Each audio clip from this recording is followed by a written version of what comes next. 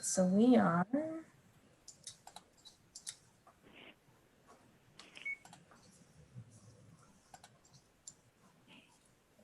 Can everybody see my agenda screen? Is that? Yeah. Okay, great. Yes. All right, I'm going to start the meeting. Would you like If you would roll? call the roll. Okay, Mr. Jewell, Here. Mr. Pahovich, Adam. He's muted. He's muted. Oh. Okay. Can we unmute him? Please.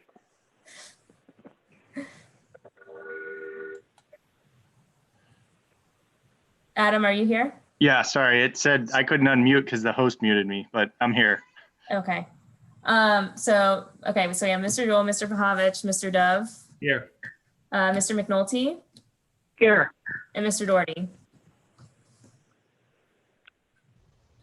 Yeah, Dustin. Or is Dustin? Was. Uh, I don't know why it muted again. I'm here. okay. I've got the same problem Adam had. All right. We'll keep an eye on that. So. Okay. Okay, so we have a quorum. So we have a new, well, do you want to start with the introduction of the new yes. legal counsel? Yes. Yes. Thank you for all being here. We do have a new legal counsel that we're working with. Joe Durham is from Eastman and Smith, and I just wanted him to give you guys a brief introduction and hello. And obviously these are unusual circumstances on meeting our new counsel, but we're happy to have him. So Joe, if you want to say something. Maybe. Sorry, yeah, I was muted there.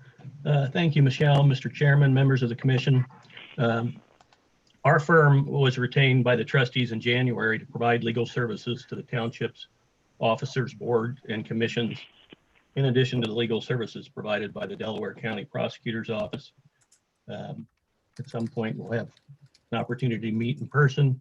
Approximately 90% of my practice involves representing public agencies, and I look forward to representing the Zoning Commission and working with all of you in the future. Thank you.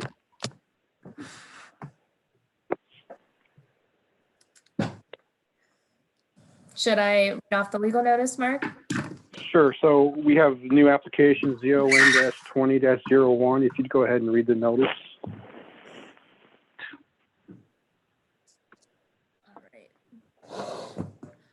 Notice is hereby given that the Orange Township Zoning Commission will hold a public hearing on Tuesday, April 21st, 2020 at 7 p.m. Consider the following application. Zoning application number ZON-20-01 of North Farms Development, LLC, requesting to rezone one parcel totaling 24.019 plus or minus acres from a single family plan residential district to a multifamily plan residential district. The area being amended is located at 5351 North Road, having parcel number 310-210-010-003-000.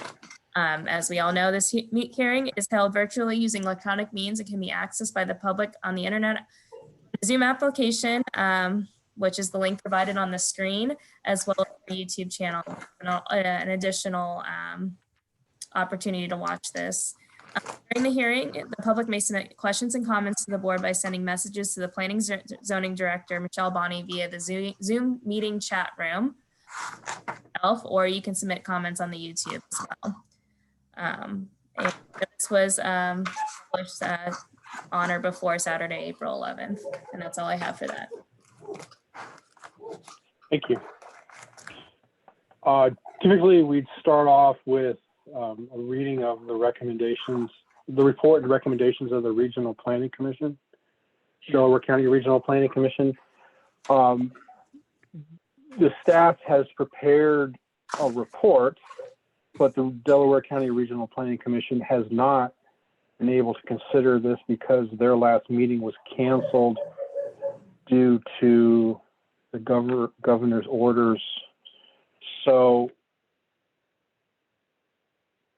we are proceeding without their recommendations at this point. Now, we do need to receive those at some point before we can actually make a final decision, because by law, we are to consider what they have to say. So I don't know if you want to discuss the schedule for that, Michelle? I believe they are scheduled to be on regional planning for this coming one on Thursday, April 30th. Okay.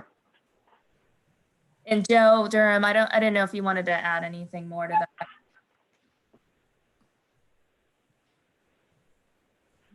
If you can.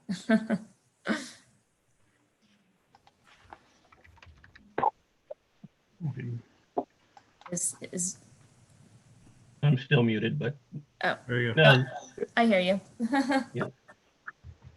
just exactly what the chair said.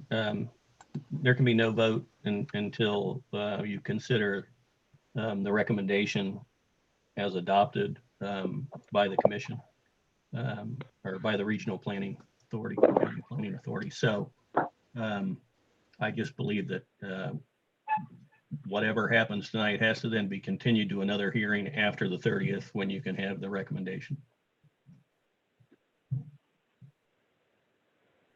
Okay, thank you.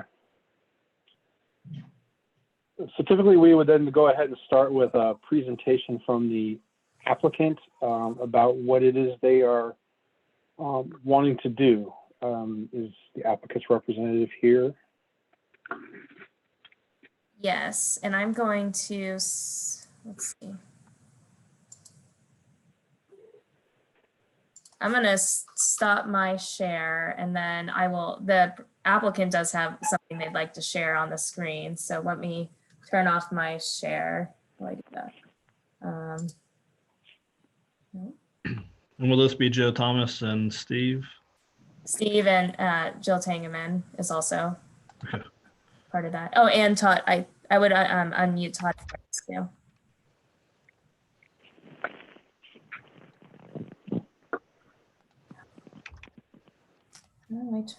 Oh, stop sharing. Okay.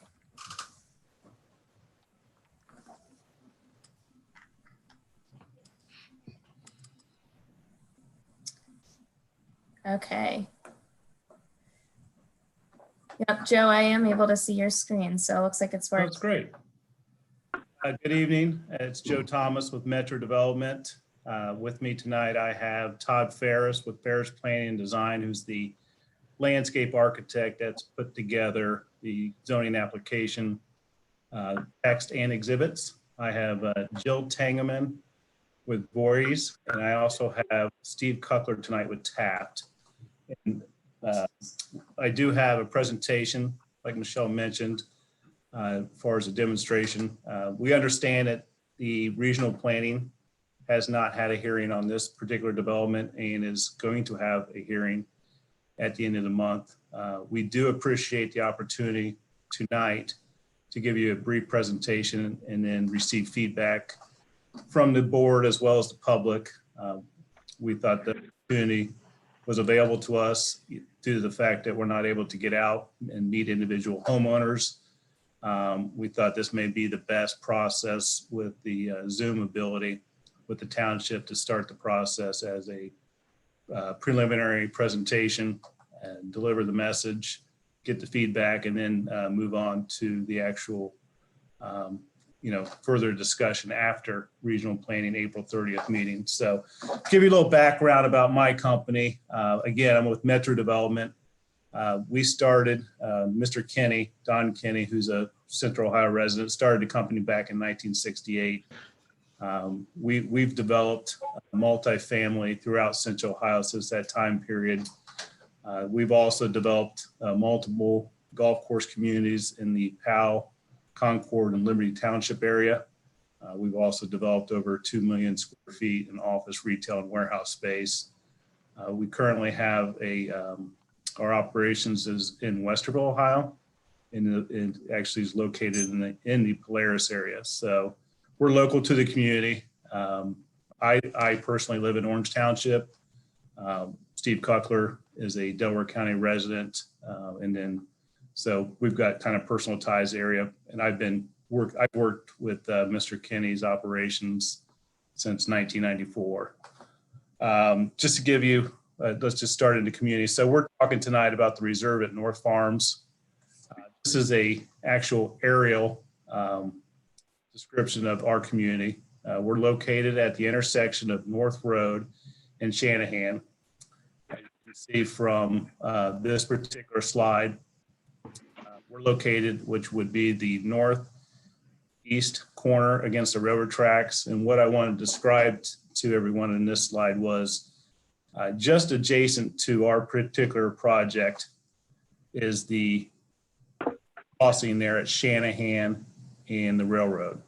So this particular corner is kind of congested by and kind of infected or impacted by this crossing itself. And then what later developments came over at Evans Farms is that they've now zoned and been approved to what they were able to build or going to be building soon is Jennings Park, which is a multi-use sports facility that has numerous soccer fields, baseball fields, and then other sports facilities that will operate with, within that development that has additional impact on our development. We originally zoned the entire North Farms community back in November 4th, November 4th, 2013 by the Orange Township trustees. And at that time, there was to be 248 residential home lots on this particular community. Well, MI's built out their community would be on the west side of North Road. Rockford is almost built out completely on their west side and is continuing their development. I'm sorry, over here. And then they're continuing their development on the east side of North Road. Well, we've always had this 24 acres as a future 43 lot subdivision development that at one point in time, MI and both Rockford had options on purchasing that to develop it.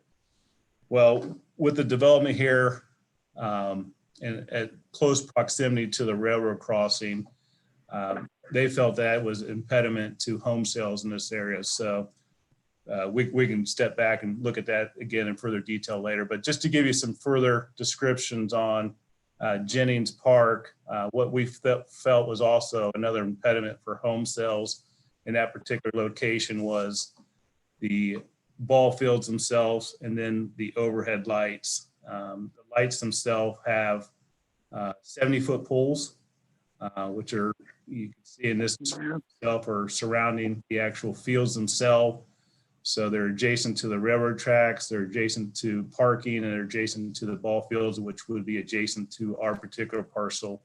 So that's another reason why we're here, as far as to have a development of this nature change from what we considered the 43 single family lots into another type of development. And this is further down south from that particular development is the additional portion of Jennings Park. So I'm going to ask Todd Ferris at this point to step in and give more information about the community itself. Essentially, he's the designer of this particular layout, and he can talk in particulars about the details of this site plan and other slides going forward.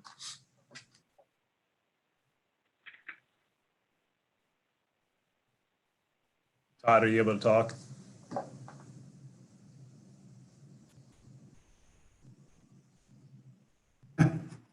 Yes. Yes. Can you hear me? Yes. Good. Good. Yeah, I was muted by the host. Yeah, just want to briefly run through the site plan as we have laid it out. The site is approximately 24 acres. Again, as Joe mentioned, we're at the basically the southeast corner of Shanahan and North Road. This development will have one dedicated entrance point for vehicles off of North Road that aligns with the existing roadway from North Farms. We're proposing 9 multifamily buildings total on this site. They're 2 stories.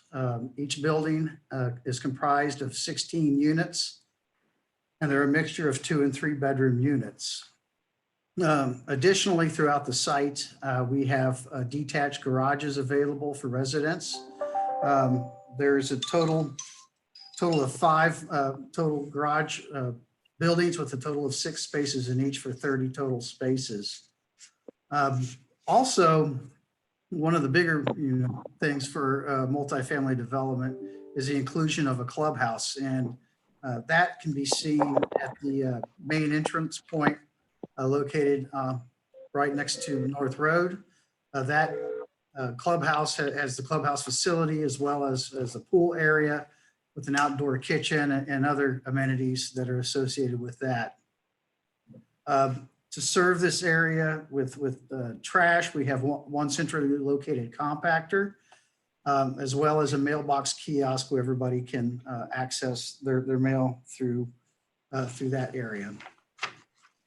Oh, Joe, if you want to go to the buffer slides, we had taken a look at what the views would be, in particular from the existing residents to the west of us. And what we did was take several sections through those folks' homes and tried to draw view lines of what they would see once this project is completed, and the mounting and the buffering and those things would go in. And each one of these sections relates to a section on the plan that indicates that, most of these views are going to be over the roof lines of these homes or the multifamily. Again, these are 2-story, so they're not very tall. They're in the same scale as the single family homes as far as height. The clubhouse is 1-story. And then by the time that you have our large setbacks that we're proposing off of North Road, which are comparable to the single family homes on the west side of the road, the views to them with the additional mounting would be, again, obscured. You would still have some views in between trees and things like that, but generally speaking, there would be very filtered views. I think with that, we're also proposing a parking ratio on the side of 2 units or 2 spaces per dwelling unit, which is very typical with what we have encountered in the past as far as parking needs.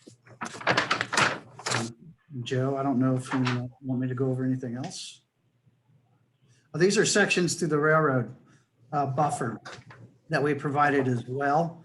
This was a main topic, I think, at our initial zoning when we were looking at single family homes. Again, this slide demonstrates the buffers that we're providing between multifamily and the railroad tracks. And in addition to that, Jennings Park farther to the east as well. I think this significant mounting will help with noise abatement and then create an environment that is conducive to this type of development. Anything else, Joe? Thank you, Todd. Thank you. Now I'm going to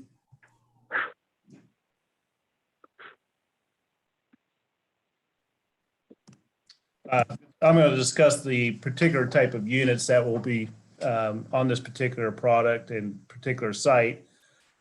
Just to give you a little background of the units themselves, which are indicated here in a photo that is built at another community, which is located in Worthington off of Wilson Bridge Road, and the community is called Granby Place. And it is located at 187 Road, and it's like I mentioned before, it is in Worthington. Just to give us background on these units, our units are exterior elevations are 2-story only. They're flats and they're walk up. There's units on the first floor and there's walk up units onto the second floor. It has an exterior patio. Each unit has its own entry doorway to inside their unit themselves. And then here's a artistic rendering of the buildings as well. A little different viewpoint of this, elevation as it compares to different surroundings with the parking lot, the shade trees, and the sidewalks and so on. Like I mentioned, on the units themselves, we have 2-bedroom, 2-bath, which is 1,082 square feet.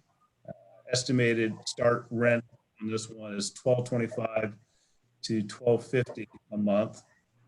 And then we have a 3-bedroom bath, which is 1,340 square feet, which is estimated starting rent is $1,550 to $1,575 a month.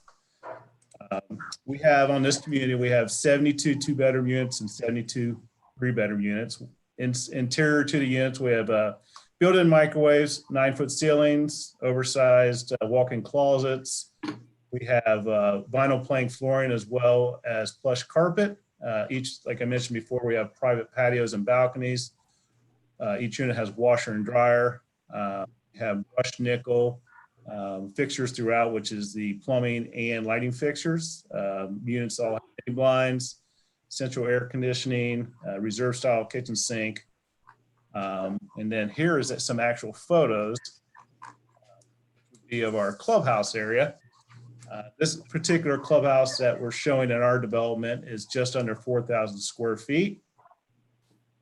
We have 24-hour emergency service at the clubhouse, which is, for the residents at site. We have inside, we have a clubhouse lounge with fireplace. We have a professional cardio studio inside the clubhouse itself, gaming areas, we have a pool. We have a residence business area, residence coffee bar, theater area. And then the exterior of the pool area, we have an outdoor kitchen as well as gas grill. And then back in the interior, we have 24/7 package locker system for our residents that they get deliveries to the community. We have a system interior to the clubhouse that the delivery drops off into a delivery system that houses the actual package.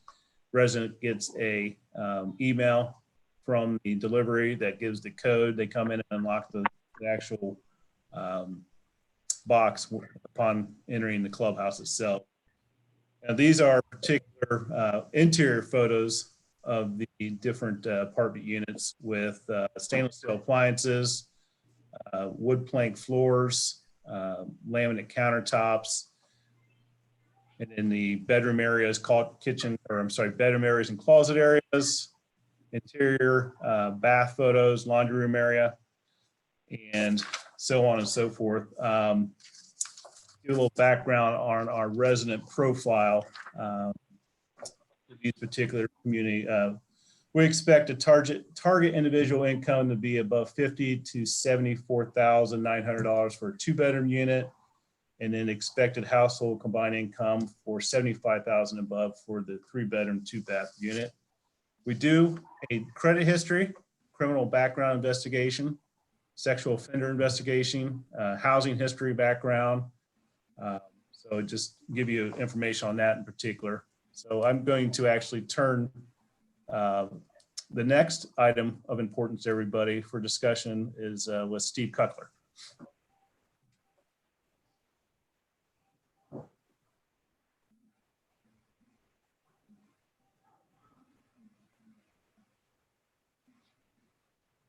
All right. Hey, good evening, everybody. Thank you so much for your time. My name is Steve Cutler. I'm a lawyer and resident of Delaware County. My office is in Delaware City, and I live over in Liberty Township. Just give a little perspective. My daughter goes to Berlin High School, and my son actually attends Shanahan Middle School down the street. And as Joe mentioned, he's a Orange Township resident with kids in Olentangy, Orange as well. Go Bears, beat the Pioneers. I would just say that, so any development that we're involved in, that I'm involved in, it's very important to understand what's the impact on the schools, right? We're all familiar with the levy that's currently on the ballot, the property tax increase as a result of that. And so anything that's done from a development standpoint, it's important to understand the student impact and financial impact on our Olentangy schools. And so I want to provide some numbers and then provide you all with a little update on a meeting that we had with Olentangy. So roughly on the single, if this was continued to be a single family development, the numbers and the ratio, the mathematics that the school uses, roughly you would see it'd be 43 new single family homes, which according to projection mathematics that the school uses would roughly be 37 new students in the school district. With the units here, the multifamily, which is a must reduce ratio on the math and the projection formulas that the school uses to project students from multifamily. You're looking at no more than 22 students, probably closer to about 18, but no more than 22 students. And when you do the math on the financial impact, so obviously less students from this development versus the 43 single family units that could go in here. And then financially, it costs roughly $11,000 per year to educate a student at Olentangy, which kudos to them is about the lowest in Central Ohio and one of the lowest rates in the entire state. So they obviously do a great job. But multiply, the students, right? 22 students times 11,000, or the 37 new students in single family times 11,000. That's the cost to the taxpayers, us, to educate those kids. So then you need to look at the taxes, the property taxes generated from the development. So the single family development would throw off roughly $300,000 in property taxes to the schools, but the cost to the schools is over $400,000 when you do the math. Whereas the property taxes generated from the multifamily, which is taxed at a higher rate because it's commercial, it throws off roughly $400,000 to the school district. Yet the cost to educate the projected students from there is roughly $240,000. So it becomes a net positive from a financial standpoint to the schools versus a net negative on that. So we've met, so number one, the student impact is less, but yet the financial impact is more positive. And we sat down with Mr. Rafe, the superintendent, last week to go over the development, projected students, and understand, his concerns and so forth. And his submitted an email, which I provided to Michelle Bonney, which hopefully Zoning Commission has. Basically, he reiterated some of the things I just said, but the impact of this multifamily proposal is minimal, and there is no negative impact. And so I just wanted to make sure that, we're all residents, we all live up here, so and we love our schools, so that's a very important question. And so we wanted to make sure that anything we do is good for the schools and not negative. So I want to make sure everybody had that information. All right, thank you.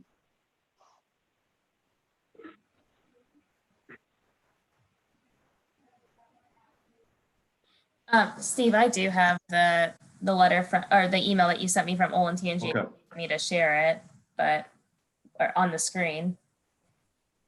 If you want, or at the future meeting, I know whatever's easiest for the Zoning Commission, for the chairman.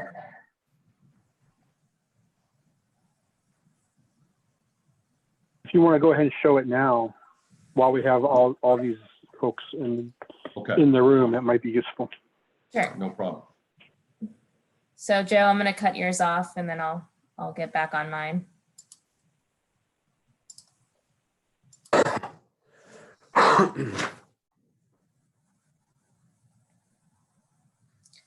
I don't know if everybody can see this, but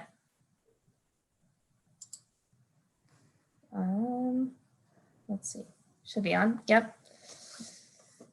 I mean, I can read it, or Well, Michelle, I think it's, if anybody wants to get with me offline to go over the data, to see the various spreadsheets, we're more than happy to show the math behind the numbers. I know there's a lot of folks on, and it's a tough forum to get into the weeds sometimes, but more than happy to sit down any time of the day. I guess virtually, I guess we can't physically sit down anymore, but virtually sit down with someone and go over the numbers and answer any questions that they might have on the school impact, for sure. We actually do have a comment on YouTube. It's the same comment. So there's two individuals that said, out of the 144 houses, how did the calculation of just 22 students come up? Correct. Yeah. So there's the schools, and you're more than welcome to reach out to the schools and verify this. The schools use a mathematical fraction. So for every multifamily unit that's built, it produces roughly 0.10 to 0.15 students. Whereas single family, for every single family unit, single family home, it produces roughly 0.85 on up in terms of new students. So just based on the, and that's historical data that they've come up with a formula to project new students. They use those numbers to figure out, you know, how many students are going to be at this elementary school, at that middle school, et cetera. So this is the numbers that they use. That's how we came up with it. Okay, thank you.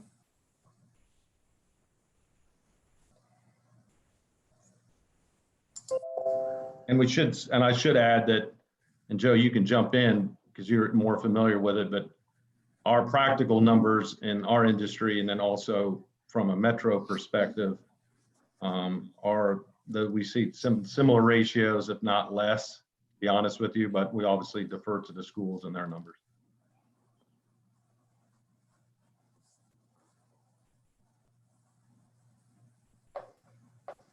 Michelle and the board, again, Joe Thomas here. That concludes our presentation as far as what we have to share this evening. More than welcome to take any questions, comments from the board as well as the attendees. Okay. And that, you know, this is sometimes for a first presentation for a lot of people. Understand it's a lot of information to digest. We're more than, you know, willing to go out to the neighborhood when possible to have more dialogue with the individual residents that are located at North Road or North Farms. So, you know, unfortunately, you know, we made this application at a time and place where we can't physically meet with people, but, you know, that will come to an end and we'll be able to move on with our business as well as everybody else will be able to move on. So we'd love the opportunity to hear everybody's comments and, you know, obviously respond. This plan is not etched in stone. We have flexibility within the property as far as the community goes and development. That's why I imposed that Todd Ferris be part of this process. He's the landscape architect that designs these sites. He's very adept at working with us, working with the community members to adapt the plan to, you know, may come up. So thank you very much for your opportunity. Look forward to your feedback. Thank you. Thank you.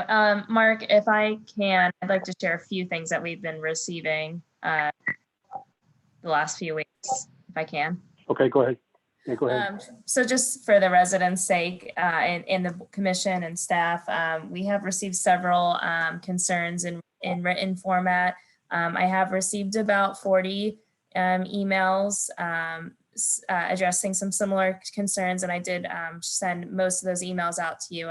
They've been coming frequently, so I don't think you guys have the current list, but all of them are on our cloud that people can access that. And I do have some of those letters to share that seem to have similar comments if needed. The other thing I wanted to share is that there was a form of a petition that was going around, and I'll let one of the residents speak on behalf of that too, with concerns for this project. I sent this to the board just before this meeting, as this was something we received today. So letting the board know that. And then there was a presentation that was drafted by the residents. I did ask to hold off on that presentation as it may not be necessary when we're going through all the comments, but I just wanted to let the commission know that we've gotten several concerns and hopefully we can address some of those tonight. I will say that that presentation was provided to us. I did see it, so Yes, yes. it's not I like did share it's the not being presentation. viewed, yeah. Yes. Why don't we start with questions from the members of the commission Okay. while they're all online. That way, if you Mhm. have to do anything while taking any comments from the public, we can at least have all our comments in. Oh yeah, and Um, sorry, Mark, I have one more thing I forgot. Okay, I did provide a report to the zoning commission members too. I don't, at this point of time, I don't think it's in our best interest to go over that all at this point, but the members of the commission did receive our staff review. And this was in coordination with our legal counsel too. And then I'm done. Sorry, Mark. yes. We did receive that too. I did have a chance to look through that. Thank you. We'll just start at what would be the virtual end of the table. If Mr. Doherty has any questions or comments. My only question is the access drive, the emergency access drive on the south end that's coming from what looks like to be a residential development that's going to be expanded in the future. Is that road currently there?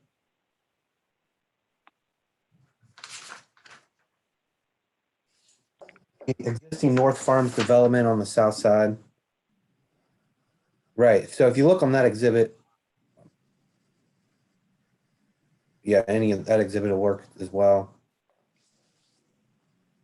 I think it's on the south side is what it's referring to. Yep. Correct. Down there. Yeah, right there.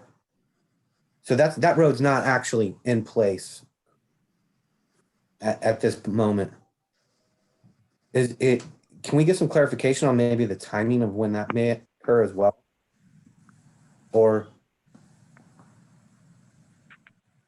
Is this an opportunity for me to speak? This is Joe Thomas again. I didn't know if you guys wanted me to jump in at any time and answer your questions or how you want to handle this. yeah, sure. I mean, if you got an answer, I'd be happy to. Yeah, this is obviously a development that is conjunction with Rockford's development to the south. What you see in front of you, obviously, is what would be a proposed development on our north side, and Rockford's currently constructing their phasing, and I believe they are doing it in two separate phases. So we would either A, connect up to an existing roadway as far as the emergency access.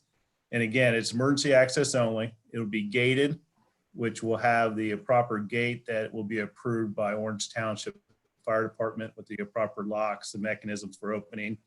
And then there's a hammerhead, which is shown here, that is basically for turnaround for fire apparatus if they choose to go down that lane and have the ability to turn around, as well as snow plows, be it either on the private side, which is the apartment, or would be on the public side, which is the single family development. So, and then like I was mentioning, either the pavement will be built at the time of our construction, or there will be temporary drives placed by us as well as Rockford to connect those that would be, again, approved by Orange Township Fire Department as far as construction and methods. So it just, the timing for our development is not set in stone, and Rockford, like I mentioned before, has already started their construction, which, their estimates is that they'll be done with the pavement on both phases. Current phase, the pavement is in, and then the next phase of construction will be completed within a year's time frame. This is Adam Pahovich.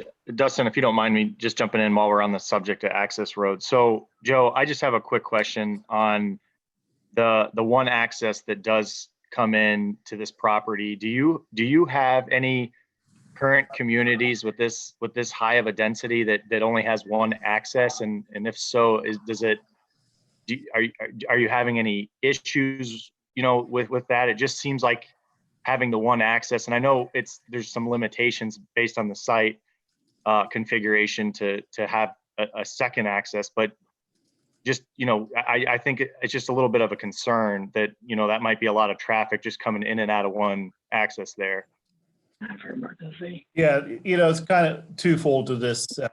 We try to limit as much access points onto a county or township road to control necessary traffic in that particular area. So it doesn't compete with turning movements for other driveways and other entrance ways on the roadway. That was already a committed access point for a proposed single-family development. We worked with the county engineer on this particular location, as well as our engineers and our traffic engineers. We do have other communities throughout Central Ohio that has a much higher density, as well as number of units on one access point. The main concern most of the time for any community is not just having one access point, but having a second viable fire access is why we're connecting to the single family subdivision. Traffic for multifamily compared to single family is substantially decreased. There's traditionally, well, always on far as the traffic counts as they go is much more reduced. Traffic during the day, they have different AM and PM peak hours of entering and exit the community. So it's not usually a competing traffic, issue with the single family community. And we feel like the community access point of just one is very appropriate for the size of community itself of 144 units.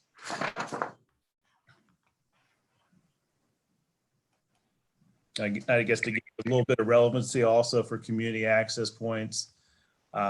If you go over to the village at Olentangy Cross, which is adjacent to the Olentangy football field, there's actually more units there, condominium units, be it on access point. So that was a development in Orange Township that we developed a similar type of development onto one access point.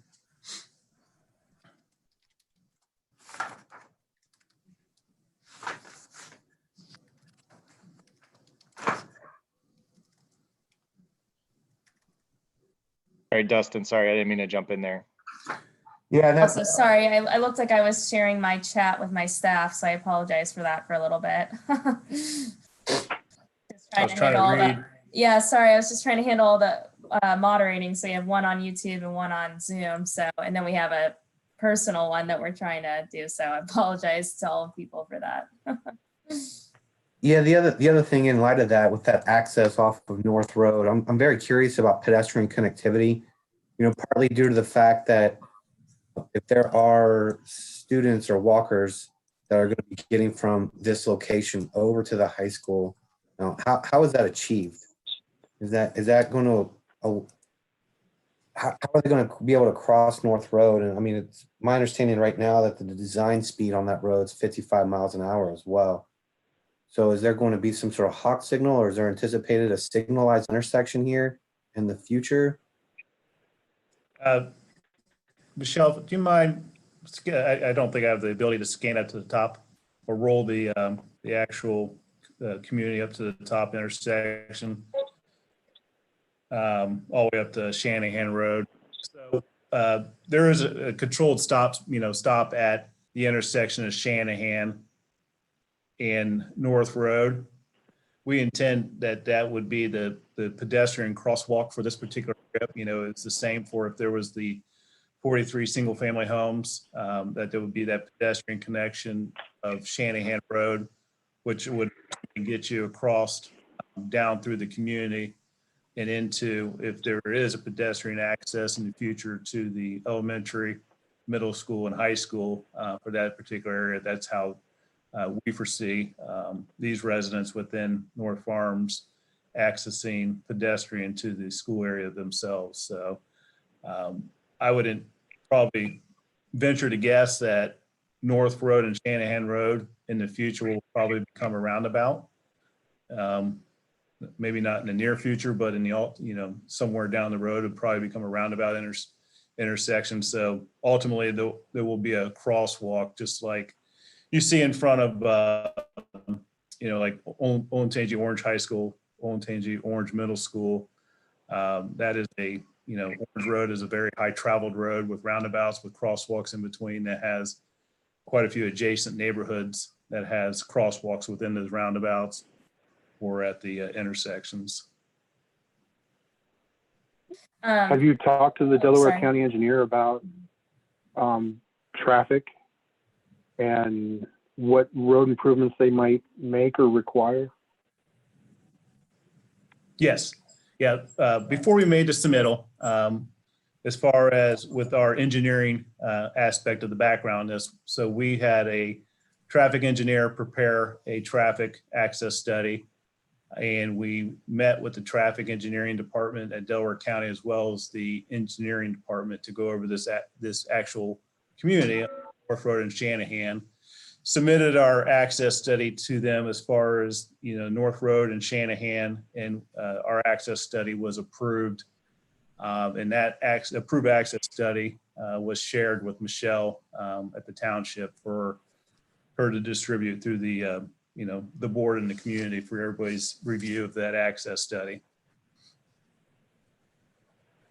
Did they give you any indication of, you mentioned the possibility of a roundabout or any required turning lanes or? Well, no, as far as this community as it states and stands in time with the background information of other current developments in the area, there is no other traffic improvements necessary. As part of the North Farms development, which is, the 240 plus single family homes, we widened the North Road to the appropriate width for the county engineer during the construction of that. We also put the turn lanes in at Shanahan and North Roads at that time. And those improvements are all were necessary for the single family community. And then when we analyze the additional multifamily units, all those improvements that were made previously basically fit in with the additional traffic that has been allocated to this type of proposal today.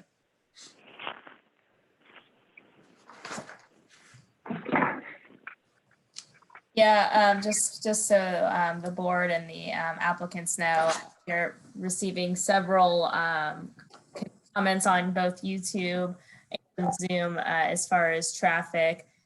Somebody mentioned, with Evans Farm, just right next to you, how is that going to be impacted by these apartments? A lot of questioning about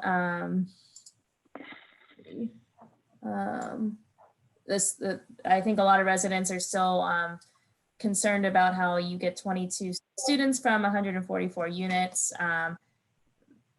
Steve, I don't know if you want to mention that again, because there might have been some residents that didn't catch that in the beginning.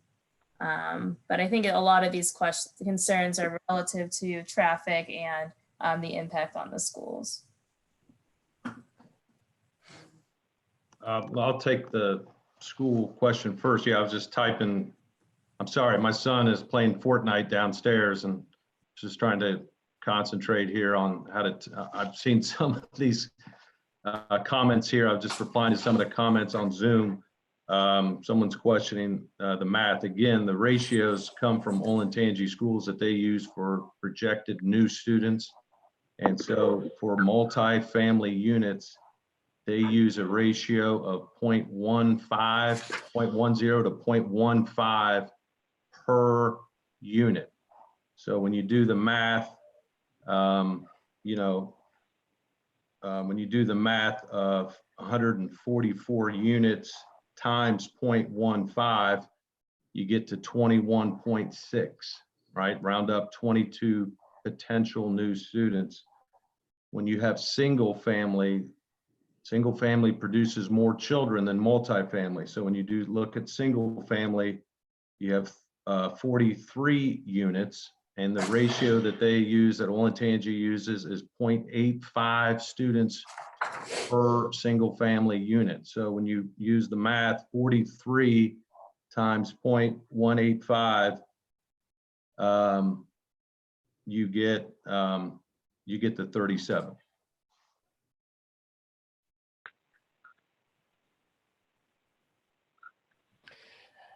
Hey, Steve, do you know what they're basing that on? Is that a statewide numbers? I mean, it's obviously not a Olentangy or Lewis Center number since we No, don't. It's a Olentangy wide numbers. You got to keep in mind, Olentangy School District has parts of Columbus. It has, goes all the way into Powell, goes, north into the city of Delaware, all the way to Westerville. So it's a formula that they've come up with, and they're very accurate, actually. So it's just an average based upon the totality of the numbers that they have seen over the years, and that's an average they use. Now, again, our numbers tend to be lower on the multifamily than what they're projecting, because their numbers include a lot of the multifamily down there off of Lizelle and the Polaris area, and but nonetheless, those are the numbers they use, and that's what they use to project new student enrollment, whether or not to need new students or not.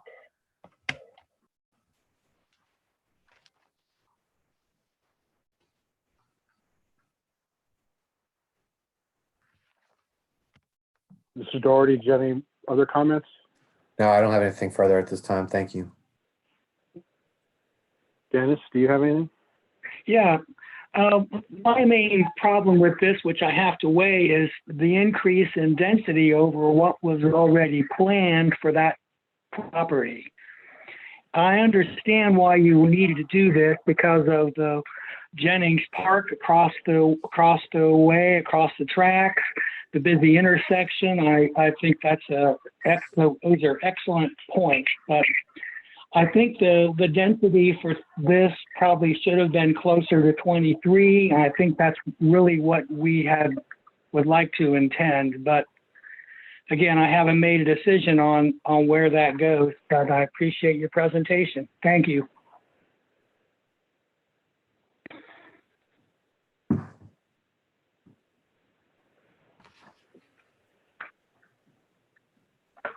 Todd, do you have any other questions or comments? Yeah, I just have a couple here, obviously not getting into the weeds because I don't think that's what we're here for tonight. But for the Regional Planning Commission, we have an agenda, I guess it is, for March 26th. So they have not had their meeting yet, but where I get confused is regarding the process and staff recommendations. Where did that information come from then? So given that this pandemic, all applications were canceled for the hearing in March. So what staff decided to do is provide just an internal recommendation in the interim, but it has not gone to a commission hearing yet. So the report that I sent you was just was a recommendation by Regional Planning Commission staff. Oh, okay. So there really wasn't a vote. It was more just the staff. Yes. Okay. But it will be on regional planning next week. Correct. So this piece of property, was this part of the original zoning for the MI and Rockford Homes development? No. No.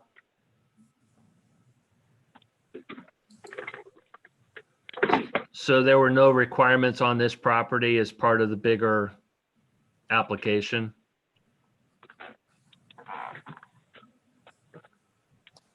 I'm sorry, Todd, what was your last question? This piece of property wasn't part of the overall development? For North Farms? Yes, it was. Yes. So are there things that are required on this parcel that's part of the overall parcel in terms of green space or? Well, they are proposing a whole new zoning for this. So this would be a new plan district. They're not amending the existing North Farms zoning. Okay. And Michelle, I don't know if you can hear me or not. Yes. I'm sorry.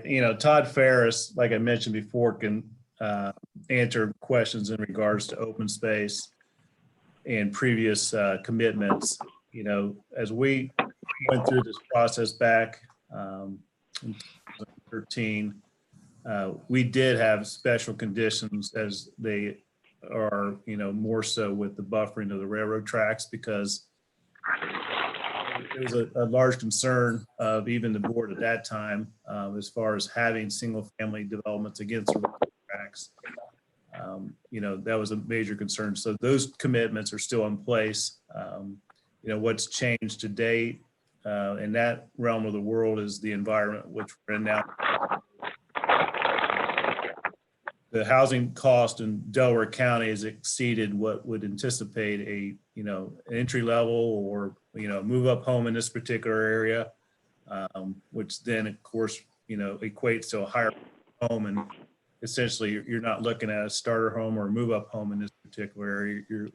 It's consistently pushing $400,000 to $450,000 on home pricing in today's market in southern Delaware County. So, what our anticipation was before on a $300,000 to $325,000 home in this particular location, this railroad track crossing was a lot more, palatable for home builders at that time. But, that particular type of market's, not there any longer in central Ohio. I guess my original question is, I actually was not on the application for this, the original for the North Farms.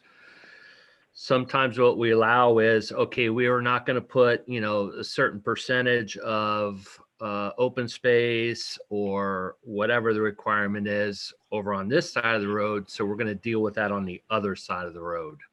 So I didn't know if we had any of those sort of requirements of, it's going to be on the east side, and now we're not getting that either for either development. There was the open space was pretty, I think, spaced out throughout the entire community. And again, I can answer this question more directly. But the tot lot or the playground area is already developed on the west side, the large ponds and stuff for recreational on the west side. This area in particularly, I think we have 50% open space just on our development alone. It's actually open space is 14.13 acres, which is 58.83 percentage of open space in this community.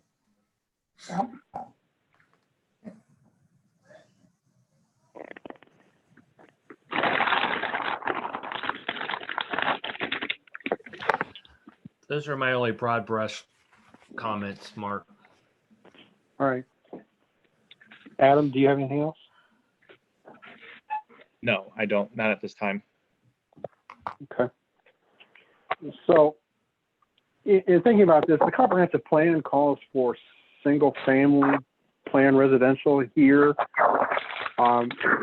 It's for the township a very odd place to put multifamily up against existing single family residences. I can't think of a situation where we've done that recently. So that's a concern. Yeah, I hate to go against what the comprehensive plan says. So don't do that lightly. There's got to be a really good reason, and I'm not sure the reasons stated here are enough.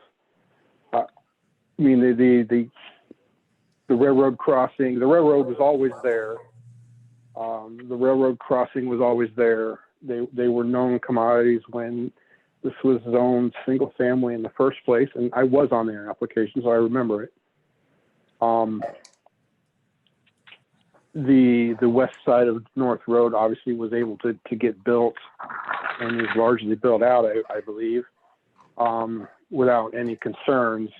I'm not sure that an attempt was made here. We discussed quite a bit about mounding and buffering the railroad tracks. And I don't see, just the addition of Jennings Sports Park on the other side affecting those calculations, that buffering. I still think the railroad tracks would be the primary concern, and the original plan called for the buffering to address that.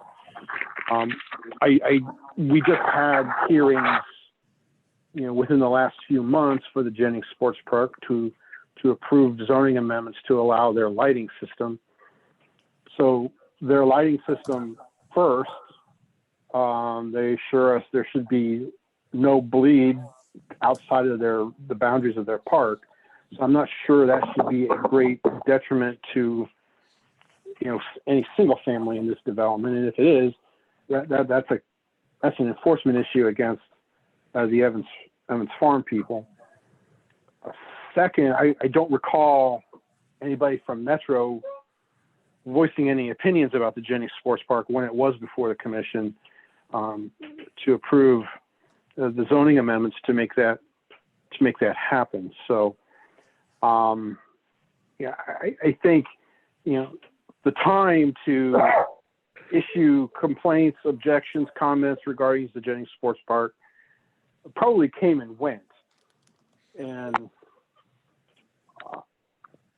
I'm not sure putting multifamily down right next to single family planned residential is the way to address those problems.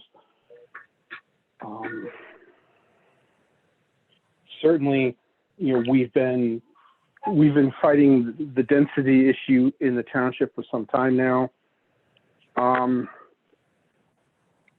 Trying to hold the line at single family 2 units per acre, and that was the plan for this this area. It's what is in the comprehensive plan. The 2 units per acre, that's what the original zoning is, or should be. I think it's pretty close to that. And it's going up to 6 units per acre. It strikes me as something this commission has never done before in a location like this. So I have great reservations about this, even before hearing from all the residents that I know, are with us tonight. I understand what they're probably going to come forward and say, and but just from what the commission's done in the past, I can't see this being something that we would do. I don't know if the applicant wants to address any of those comments or just just take them for what they are.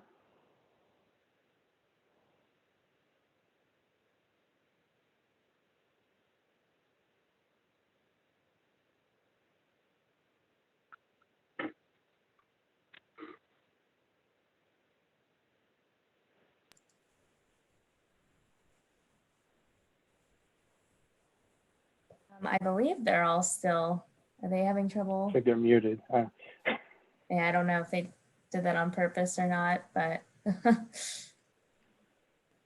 Oh no, Joe, we can't hear. Yep, there I am.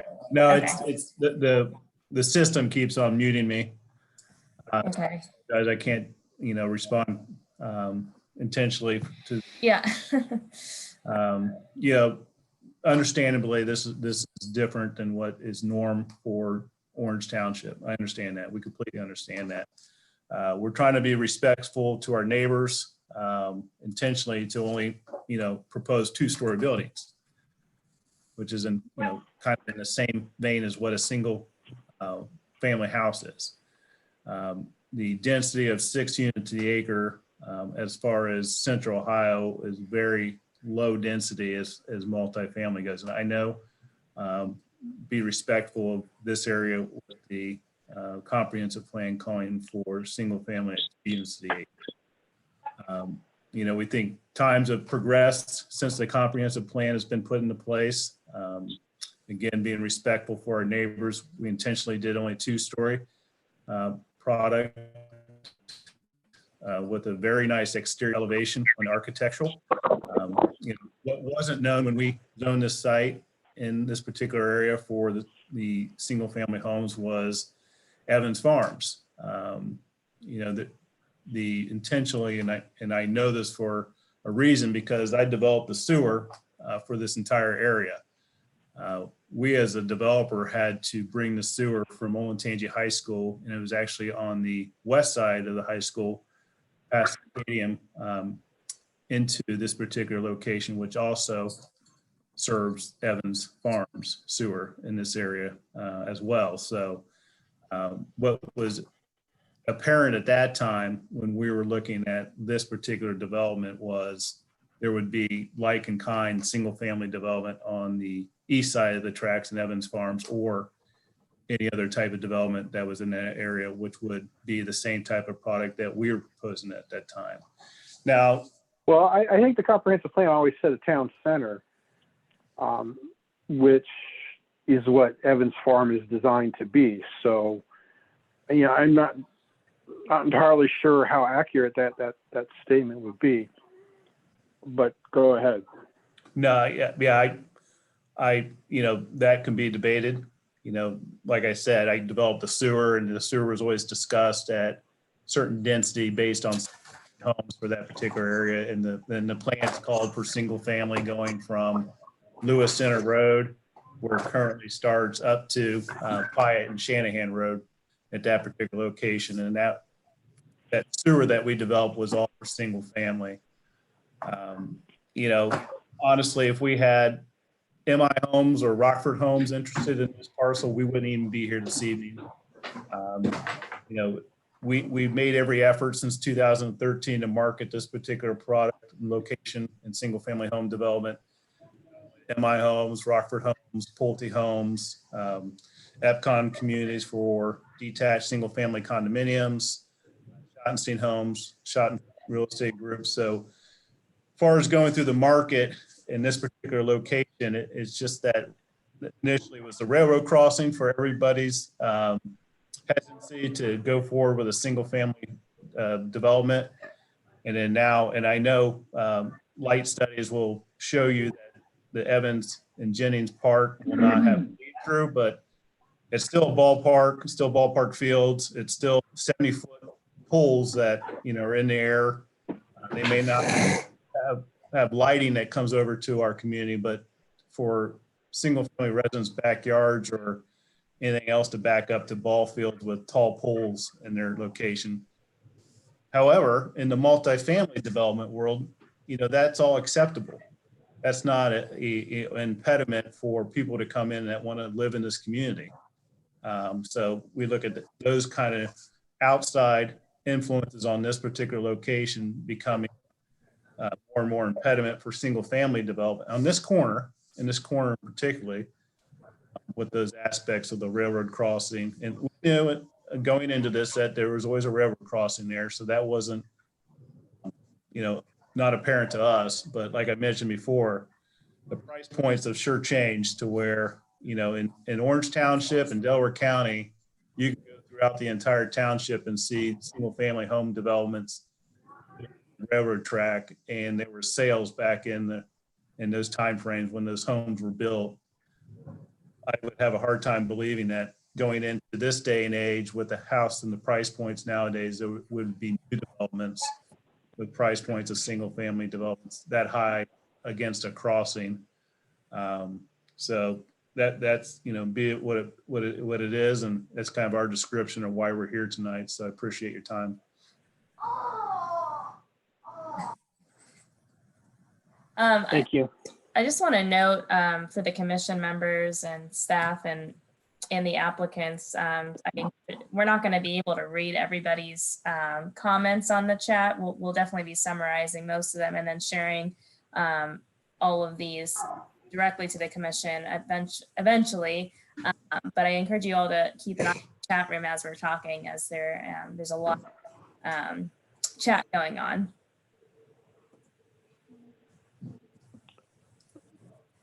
Michelle, did you have any other comments, or do you want to open it up to the public? Yeah, I think I have been in conversation with one specific member of the public, Tim Luskin, who I believe initiated this petition, and I'd like to have him unmute for now to speak on behalf of the residents. And then if anybody does want to speak, I'll have them submit. I ask you to submit in the chat room, and then we will unmute at that time. So if you want to start that, Mark, I can unmute Tim. Sure. Anybody who's speaking, we want to make sure they state their name and address for the record. Thank you. Okay. All right, Tim, are you on? I am on. Can you hear me? Yes, Tim, like I said, if Mark said, if you could state your name and address. I'd be happy to. My name is Tim Luskin. I am a resident of the North Farms community. My address is 5284 Loudon Drive, Lewis Center, Ohio, 43035. As we're going forward, if we could just kind of keep them brief. There's a lot of people, and to the point. And as we have more and more people speak, try not to be repetitive. But you know, understand we are hearing what you're saying. Go ahead, Mr. Luskin. I've just been working with a number of members of the community. I tried to compile as many of these comments just in this brief statement so that we can try and wrap it into one fixed statement instead of having a number of the residents coming in and having to kind of have repetitive questions or have a lack of understanding of what we're talking about. We just wanted to bring up again that we have produced about 500 signatures for the members of the Orange Township community, specifically in North Farms and the surrounding communities. Again, a lot of this has already been, some of this has been discussed, but our primary opposition to this application is simply the fact that this parcel was originally and should remain single family. All the surrounding parcels are and have been for some time zoned as single family. Many of our neighbors moved into North Farms with the expectation that these would be surrounded by a community of single family homes, that they were buying into these single family homes and expecting that for a long-term future. One thing our community wanted to note, and it was important to us, is that this is not a general condemnation on multifamily rezoning efforts. Our opposition is not the traditional, not in my backyard mentality. Our focus is only on the sustainable, continuous growth of our township, and to understand that there are strategies to generate new and diverse streams of revenue, including commercial developments throughout the township, to make sure we support our schools and our community. We believe a better fit for those multifamily developments will be along those commercial developments and in areas where they are more well suited to a contiguous area in the community. There continues to be a level of uncertainty with the school levy, especially during these trying times, that's making a number of our residents and those in the community uncomfortable. We understand that there's data to show that apartments may yield higher tax revenue per child within the school district. However, we've pulled a number of resources together, including tax professionals, former trustees from other townships. And we believe that there's not enough data to properly represent the tax implication for this particular parcel being resuited for multifamily. We contend that the multifamily homes being built alongside commercial zoned areas is the necessary and natural progression for tax revenue diversification throughout the community. Our community disagrees that the parcel is better suited for multifamily due to the location against the train tracks. Orange Township has a multitude of single family dwellings backing to railroad lines. That includes Evans Farm, Glen Ross, Glen Oak, the villages of Oak Creek, and even the Rockford portion, as has been discussed, which is the next parcel over. In particular, we've been looking at some of the data, and the Glen Ross subdivision is similarly situated next to a railroad crossing and is right up against the tracks. Most of those homes have been sold for high market value, well above $350,000. And some of our neighbors have taken decibel readings even throughout the streets to try and give a proper estimation that the noise volume of the tracks is not as dramatic as is said. As a resident, I can also attest to that. I'm getting close to wrapping up, but there's concerns with the divergence requested in the application for high gross density, a doubling of unit counts, and a reduction of off-street parking. These go against Orange Township's general recommendations, and the units are all 2 to 3 bedroom apartments. The cost basis per square foot is for both of these type of apartments is below the market complex apartment rates we found throughout Lewis Center. And to be honest, as a resident who lives very, very close in particular to the potential developed parcel, This was bought with the full knowledge that this was single family and it was next to a train track. The park may be a new development, but it is not so dramatic as to require a rezoning of this particular parcel. None of those conditions have really changed. We feel there's additional avenues to explore and develop this land instead of attempting to rezone. We want to ensure that the law is developed in the best interest of future residents, surrounding community. We implore the zoning commission and eventually hope that the trustees vote against the rezoning of this parcel. I'd like to thank the commission, the commissioner, Michelle in particular, for helping to set this up. And I thank you for your time and consideration. I'll go on mute now. Thank you. Thank you.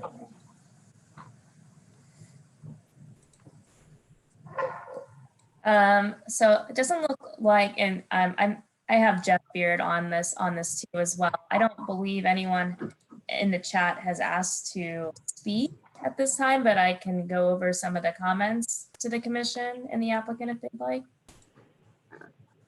Go ahead. Okay. So I'll start with you two. So, you know, there's again a lot of concerns about the 22 student calculation with the 144 apartments. I believe someone even mentioned, is that calculations based on a 1-bedroom or 2 or 3-bedroom? You know, I think that'll need to be addressed with the school district directly. There was another comment about the school district as far as, is that, I know specifically more, they wanted me to point that out. Where did he go? I'm sorry. The ratios for those, just I want to say those numbers, we have had other developments where the school district has made a presentation to us, and they are in line with what the school district has told us before. So as far as those numbers go, I would say that's the school district talking, and it's consistent with what they've said before. Okay, thank you.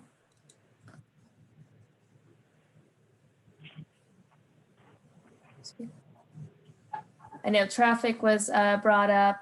North Road and Shanahan are narrow roads. Will more traffic be generated by Evans Farm?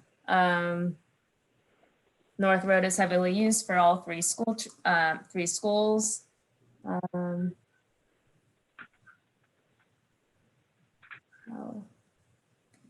Somebody questions how the traffic, how old is the traffic study? That's probably something we can answer pretty quickly. You guys have been working on a traffic study, correct? The applicant. Let's see, is Joe still? Yeah, the traffic study was done in 2020 by Smart Services. Okay. Yeah, we right before the zoning, sorry, Joe Thomas with Metro Development. Right before the actual application was submitted, we worked with the Delaware County engineer to have our traffic study approved. You know, we had previous discussions with our traffic engineers as well as the county engineer.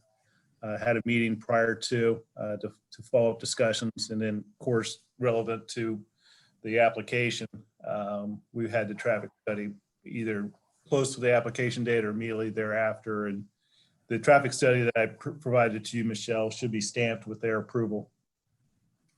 And we have that, yes. Yeah, and just to give you a background on traffic, you know, the county engineer, as well as our traffic engineer, doesn't just look at the traffic as it relates to just this community. I mean, it's not looking at the existing 240 plus single family homes that were proposed. The traffic engineers, as well as the county, is looking at all approved existing zonings and all proposed zonings and all, you know, pending zonings or anything that's underway in that particular area to come up with these reviews and approval process. So the traffic study does contain background information from the Evans development. You know, the traffic engineer as well as the county engineer uses existing counts that they perform or ODOT performs or MORPC performs or our traffic engineer performs, and then they extrapolate data from their volumes of data that they have for these particular kind of products. And that's how they base their traffic study and comments and commitments and approvals on. But they also look at growth. So they look at, what this particular area is going to look at in 20 years. And so they add the 20-year growth period to say, you have X number of cars in 2020 on this road, but what number of cars you're going to have in 2040 to do your traffic improvements. So those were all items that were included in this study. And if anybody has, like mentions, has additional questions for this study, I implore them to contact Mike Love at the County Engineers Department for any background information as far as traffic goes. Very knowledgeable person. Obviously, he has the county to answer to as far as roadways. So I appreciate your time. Thank you. Thank you. Thanks for the clarity on that.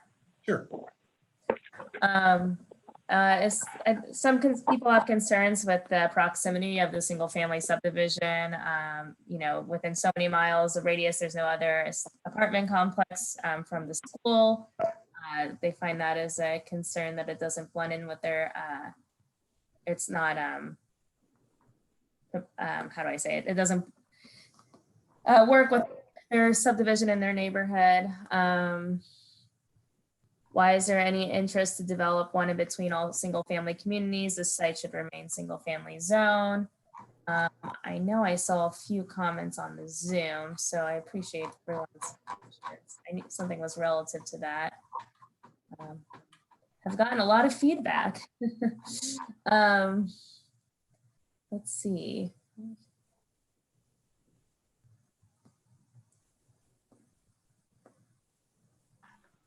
Where's our love?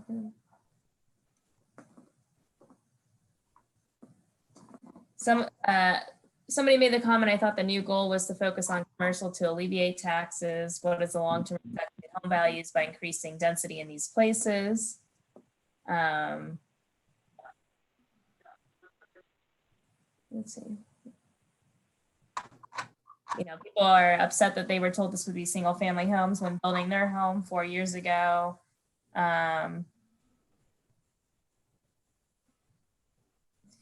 Someone made the comment that there's single family homes along the railroad tracks. And currently, I believe Mr. Tim said that earlier. I'm trying to combine a lot of these comments.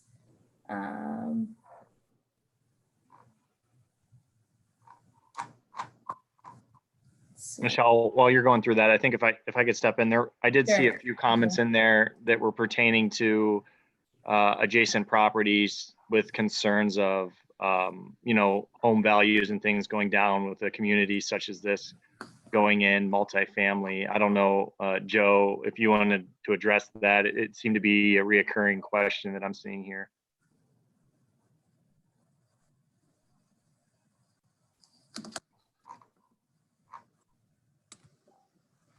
Yeah, we have that common question quite a bit throughout our developments in Central Ohio. We do not see any empirical data that shows a property value decrease on surrounding neighborhoods.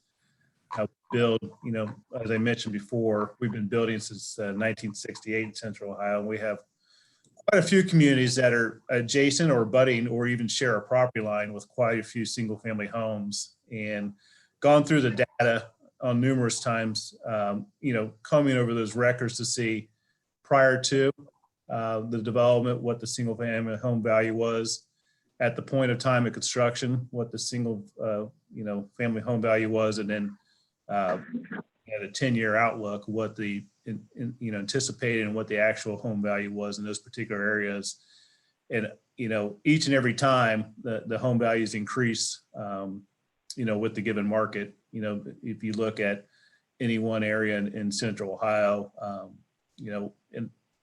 like I was mentioned before, being very cognizant and being very understanding of this development.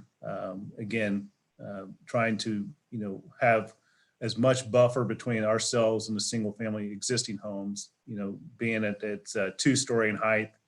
We don't feel that this will have any negative value, but only increased value in the area versus a vacant parcel as it is currently. And Not to mention, I believe this will add value to these homes because it is additional sound buffer for the railroad crossing as well as the Jennings Park. I've been more than willing to work with Tim Luskin on any one of these issues to walk these communities in Delaware County and go over the objections that he may have or that we're trying to raise as far as the railroad crossing and the adjacent ballpark. So, and I, of course, look forward to working with them directly as homeowners in the area as well.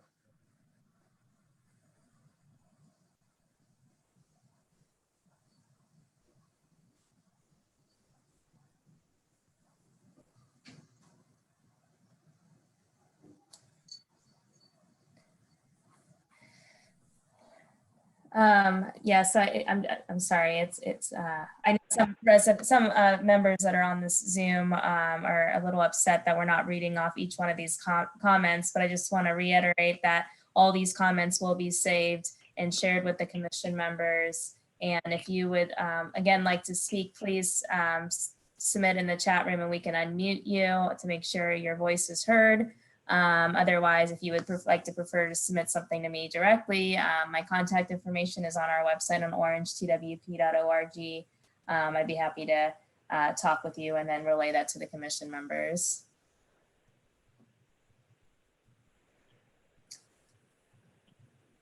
Well, so we just had another recent question on Zoom that I know people would probably like to see. The gentleman or somebody is asking, can you share a document or resource which mentions about Olentangy School District estimates for multifamily units? I know we got that email, but is there anything else that you could share with the residents on their behalf? As far as a document or something that maybe you guys can coordinate with Mr. Luskin so he can share that with everybody.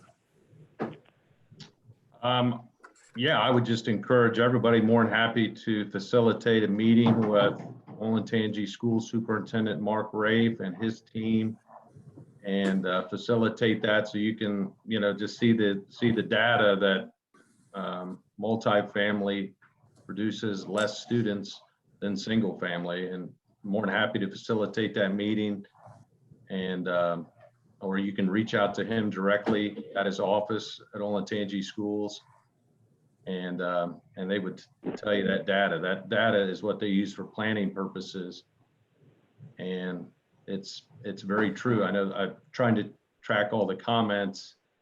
That data is hold true throughout the Olentangy area, and again, our data is actually less than that, but using the Olentangy's data, single family produces more students per unit per development than a multifamily unit. And but more than happy to facilitate that offline and get with you and answer any of those types of questions. No problem. I think we have another individual who would like to speak. I'm going to unmute him, and I apologize if I'm butchering the name, but I believe it's Anand Joshi. So let me unmute you. If you'd like to say anything, hello. Thank you. Can everybody hear me? Yes. Okay. I'm Anand Joshi, and I'm living at 5404 Mercy Street, Lewis Center. I'm sure, I know there's a lot of discussion about this number 22, and applicant has already mentioned that it's a school, that's a school data.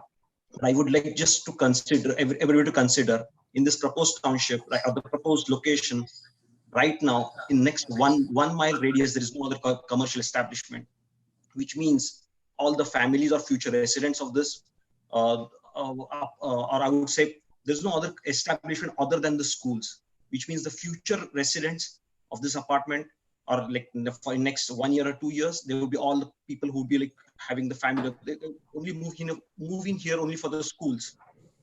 And right now, 144 apartment, average 2 kids. What I'm afraid of is instead of 22, if the 300 kids try to enroll into the school, our schools will not have place to sit in the school. That's all. So I just wanted to, that's what I just want everybody to consider. And that's all I would like to make a point. Thank you. Thank you.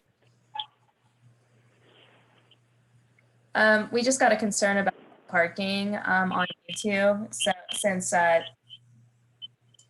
you guys talk about your reasoning behind that divergence request?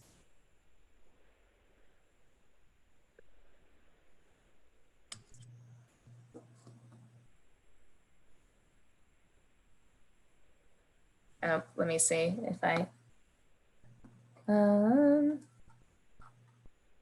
sorry, Joe. I will unmute. I don't know why it wants me to do that. Yeah, I apologize. My signal for now on will be a touch of my mouth, I guess. Okay. Yeah, I mean, just to be open book, transparent, these are numbers that are driven by Angie schools. And we just use the data as it's presented to us by the school because we understand the impact that all development has on the school. We want to be upfront and transparent to everybody about that. And we implore everybody that we can have Mr. Rafe on the next township meeting to talk about the individual aspect of developments of multifamily, single family, commercial, and all those aspects of the impacts on the Olentangy schools. Well aware as development communities of the impacts on the school district. We believe that it is a positive net gain for the school district as far as the taxable property values or the taxable property tax goes, that the school will actually benefit from the multifamily. Joe, I have something to add on to that. There's been a couple residents questioning, having 3-bedroom apartments. Is there more likelihood to have families move into those? We don't, from our development, we do not intentionally develop these for family type of uses. You can see from our development, there's no playgrounds, there's no ballparks, there's no fields. Nothing is really driven towards a family type of atmosphere. Most of our clientele is young professionals, and we're seeing a lot of empty nesters in our type of apartments. And that, when I say empty nesters, I'm saying people that are in the retirement age and beyond. That before, in the past, there was what we would call affordable condominium options in Delaware County. You can buy a condominium a few years ago, for $200,000 or $250,000. Well, those options just don't exist in Delaware County anymore. So we're seeing a lot more empty nesters actually rent versus own, and they're basically renting apartments because we have what I mentioned before is first floor garden style apartments. So there's no steps for them to use. The property is managed by us. So there's snow, their exterior maintenance, their interior maintenance of the units themselves are all maintained. So it's just not a family driven type of atmosphere. What we see in this community is obviously the rental rates need to be of a certain standard because of the low density that we're developing here. So the rental rates have to be at such a point that we have to have 2 and 3 bedroom type of units to push the rents, into the $1,500 to $1,600 range. What we look at a 3rd bedroom a lot of times is an office or a studio for people that have roommates or people that have husband and wife, but a husband or the wife may have a job that they work from home. So they have an office studio in that particular 3rd bedroom. That's been a very, sought after aspect of multifamily development nowadays. So kind of where we're generating the 3-bedroom type of atmosphere in this particular community. We don't discriminate against families. That's not, an opportunity for us to do, but we have families that move into the area temporarily and want to live in a certain area before they buy a home or a home. So short-term stay for them. We have families that are sold their house quickly and they're having a house built, but they don't have any place to live short-term. So we do have modified leases for families that would live in this particular location that would live in homes throughout Orange Township. So there is that aspect, but the higher percentage of our market is young professionals, empty nesters, not school-age children. So I hope I was able to answer your question, Michelle. Yeah, I think somebody else had just pointed out they wanted to know what type of what kind of population, I'm assuming demographics that would be in your apartment complex. And I know that's, you can't guarantee anything, but I believe you expressed that. So what you typically see. So I have a different question aside from school districts and traffic that I saw on YouTube. Somebody mentioned that their neighborhood, they received several power outages already. Will this apartment complex put more strain on the power distribution capacity, which directly impacts the North Farm residents? Do you have anything? Yeah, obviously we consider AEP's power position pretty reliable in this area. Mm-hmm. We have a lot of communities in the surrounding area that are obviously have, power by AEP. Outages are not unheard of. In this particular area, there's a lot of, transmission that goes on. So I don't see this as a impact on the grid as you would say. So I don't foresee that as being an additional impact that would translate to a problem for existing homeowners. And, these are obviously smaller units in a traditional single family home, so they have less draw on the power than traditional single family homes. So that's another aspect of it. But again, the reliability of AEP is very strong, and they're always improving their actual grid system as well as their transmission lines. So I don't see the long-term detriment.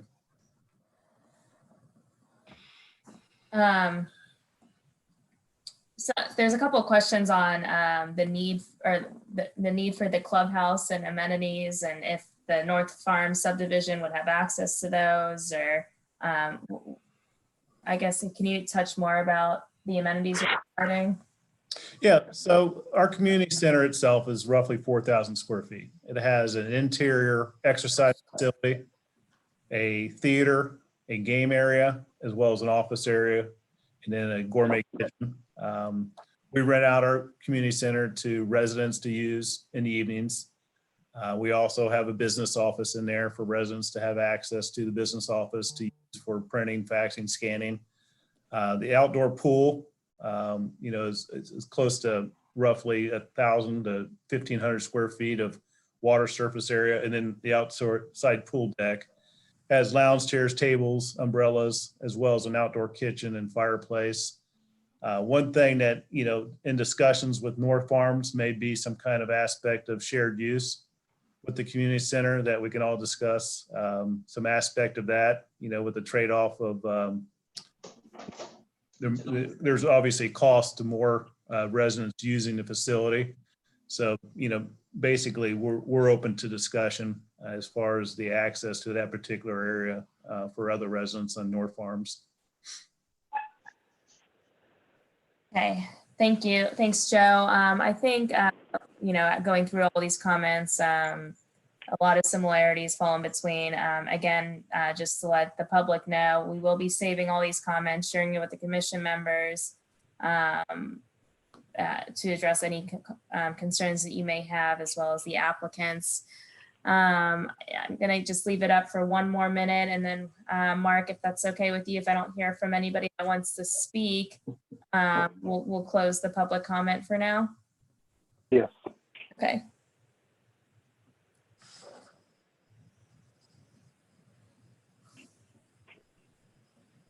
I think I just got another. Jeff and my staff said that throughout the comments, safety was a concern to you.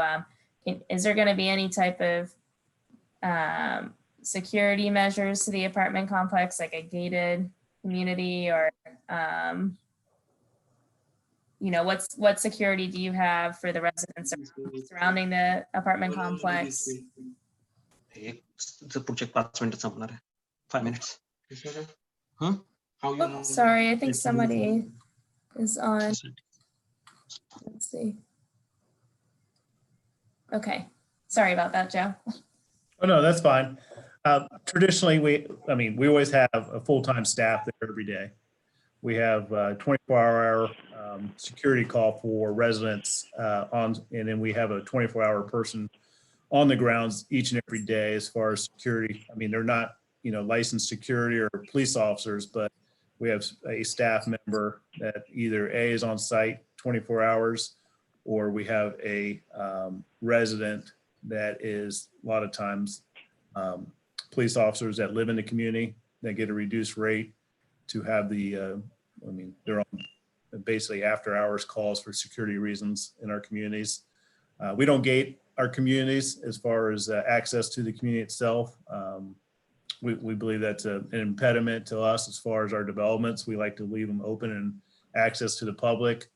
It's a business aspect that we've always had for that reason, to have the open access for public to have access to the community center during normal business hours as far as the leasing aspect. So, but we feel our communities are very safe. They're very well maintained. We screen our applicants very closely. So we have the background information on each and every resident that lives there and occupies the unit. So we take safety and security very serious within our organization. Thank you.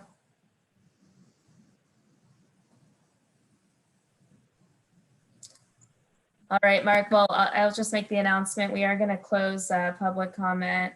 We've mentioned several times that we will be taking all these comments in for the record and sharing them with members of the commission. And, oh, I'm sorry, there's one other individual that would like to speak. So we'll have this individual be our last one for this evening, and we appreciate everyone's patience and thanks for tuning in. So I'm going to turn on Ashok, I believe that's their name. So let me unmute them. Let's see. Hello, are you with us?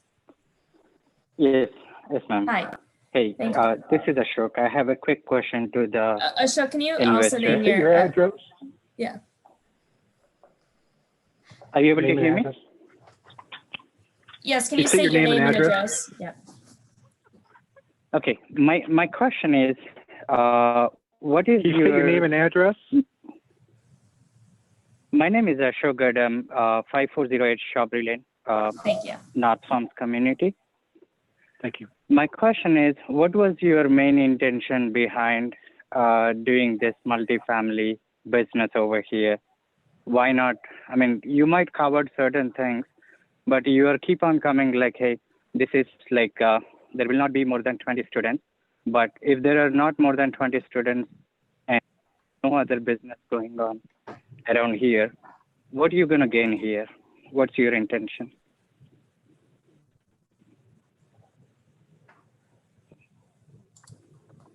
Let's see. Joe, are you on?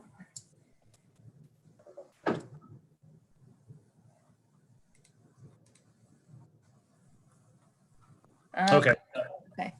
Yeah, as I mentioned before in the past, we had the community obviously zoned for the entire 224 approximate acres there. We still have roughly 24 acres of it undeveloped, which is what we're looking at this evening. We've had multiple developers look at this particular property to develop single family homes, and they all believe that the railroad crossing was an impediment for single family home development. We as a developer developed multifamily communities throughout central Ohio that are very compatible with single family homes.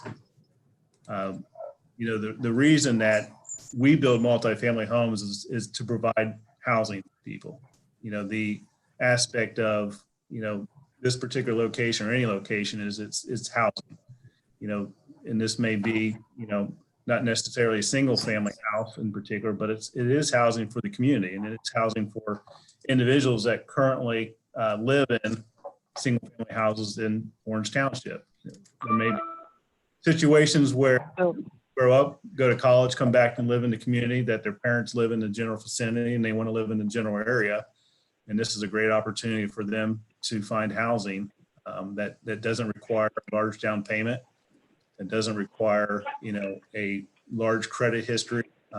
You know, there's a lot of impediments, young professionals nowadays buying housing. You know, their income ratios as well as their savings ratios and well as their down payment ratios aren't what they need to be a lot of times for millennials to buy homes, but they still want a secure and safe neighborhood to live in. That's what we provide, is a secure, safe neighborhood to live in our multifamily communities. And this is just another example of areas that people would want to live in. And it's, again, floor plan. So it's available for empty nesters that have disabilities. Above and beyond just empty nesters, there is a portion of the population that does have physical disabilities that these would apply for. We built the first 4 units are fully adaptable for any kind of physical ailment, but have a percentage of units that are adapted for full disability. So they have in the roll-in showers, they have the kitchens that have the roll-in sink area and the appliances. They have the additional grab bars, and the bathroom lavatory is for disabled residents. All the light switches are lower, the actual thermostat's lower, plugs are higher. There's workable access, countertop space for people with disabilities. So there's quite a range of available housing in these units, and that's. I'm sorry to interrupt you. I want to take a couple minutes back since they called it out like this is going to be the last call. It sounds like, correct me if I'm wrong or if I'm rude, but I strongly see it like, since if you invest over there, single family houses, you have to sell it for low, that will not gain more profit. That's why you are moving towards a multifamily.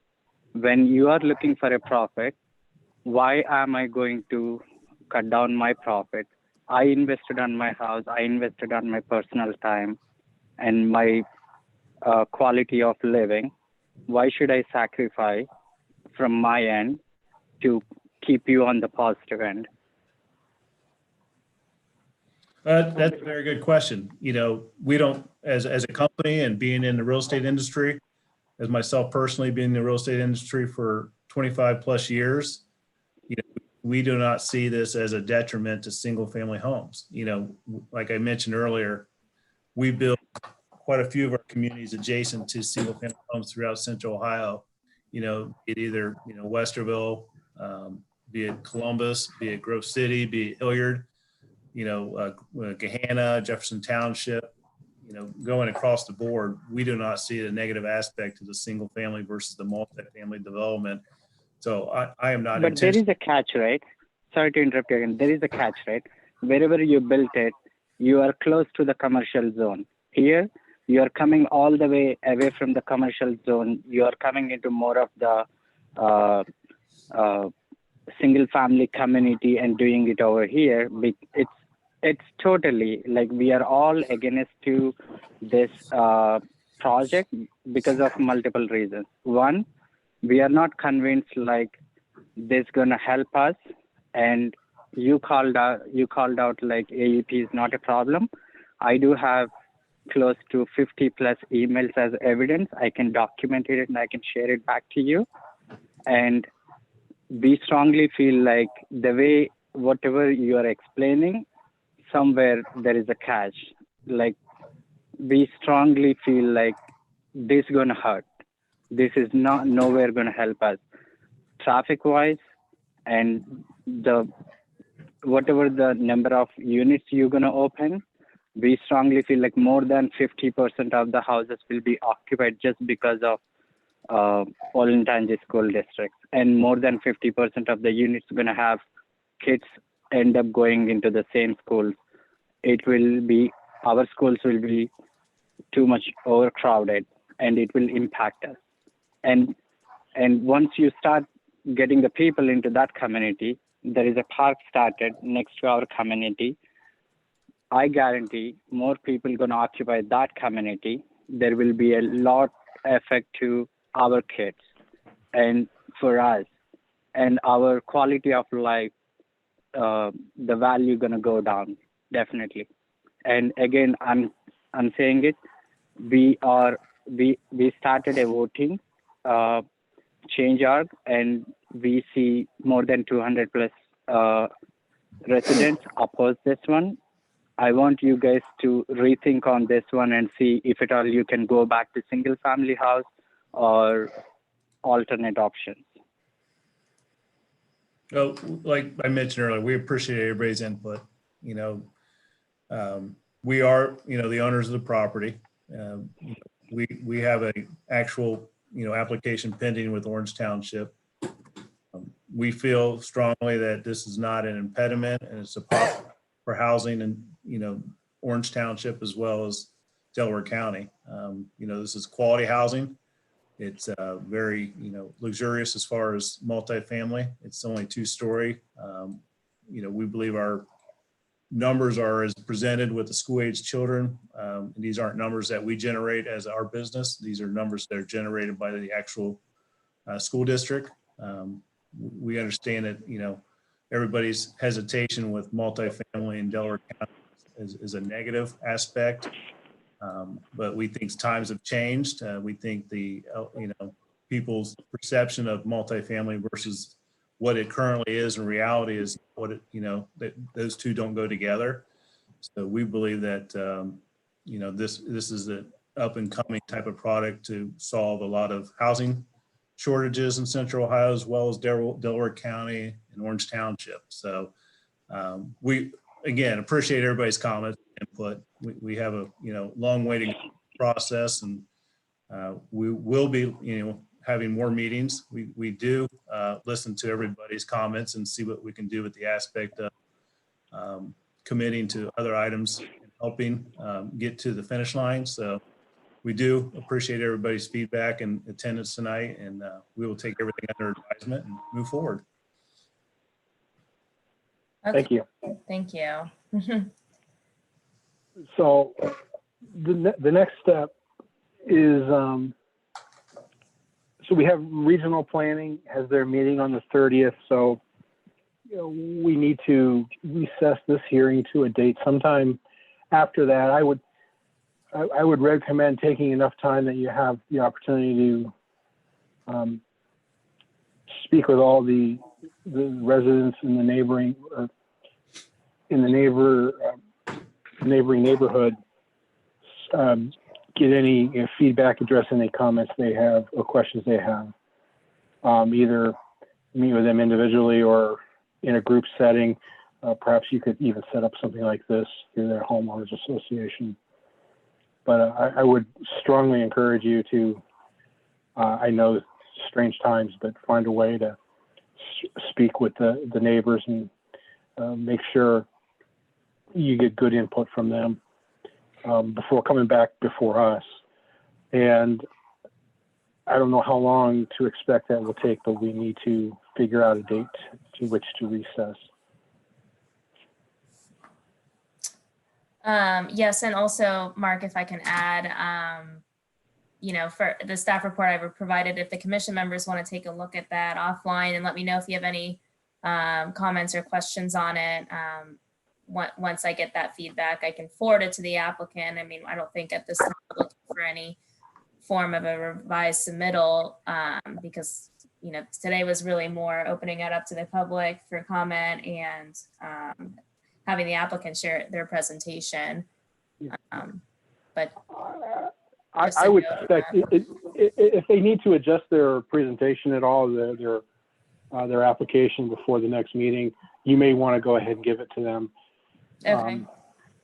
Yeah.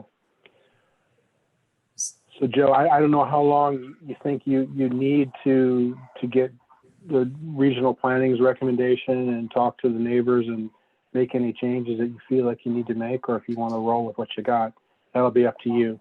I know there's some technical issues that have been identified that maybe need to be addressed at some point. So. No, absolutely. I mean, we're looking for your guys' guidance on what would be the next step as far as availability. Understand that we're looking at a regional planning hearing in the end of April. We understand we need to work with individual residents as well as a group of residents within the area to, you know, address more questions. We know we're going to have to change our application as far as the plan. We've already had offline discussions with the existing residents in North Farms that we, are looking at possibly reconfiguring the site plan. So, if you guys, say end of May would be an opening for us to go forward with another hearing, or, sometime in the middle of June, I think that's acceptable to us. Okay. Okay. If we were looking towards end of May, I mean, the last week is the Memorial Day holiday. Not sure if anyone can have plans or not, but so we would be looking at either the 19th or the 26th if we want to keep it on a Tuesday. Well, I would suggest putting it out as far as possible into May. Okay. What's our first one in June? June 2nd would be our. That's probably a better date to get us through this process. Okay. June. Hopefully, we might even be able to have that meeting at the township hall. Yes. Yeah. And June 2nd is not on our calendar. There was a reason behind that at the time, which it won't be a problem now. Okay. Keep that in mind.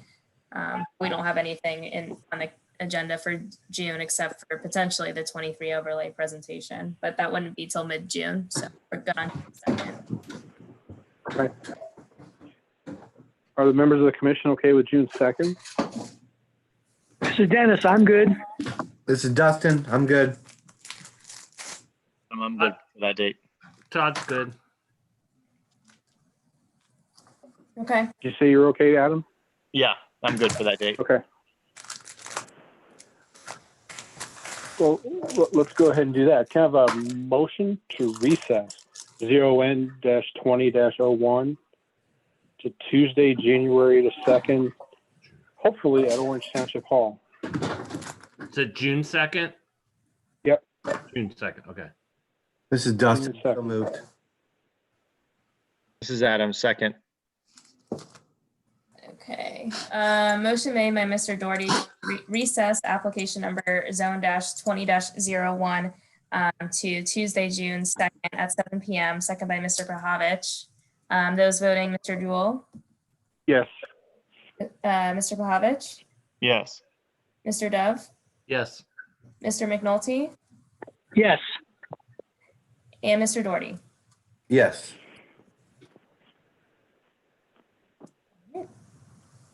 Motion carries. That's all I have.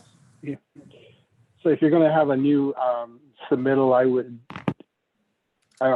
you might want to get a week and a half in advance of that date so that everybody has a chance to review it. Okay, absolutely. Thank you. Alrighty, well, I will hang out for just a few minutes, but if the meeting has been adjourned, correct, Mark? Recess, Yes. yeah.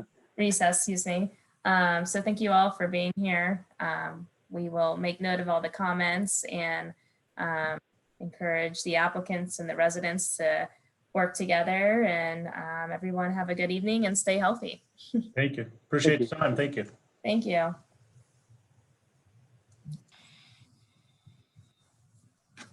Thank you, Michelle. Thank you, Thank Commission. you. Thank you, everybody. Thanks all the neighbors. Thank you, guys. Thank you. Good I'm gonna time stop. tonight. I'm gonna stop the YouTube stream now. Thanks, Steve.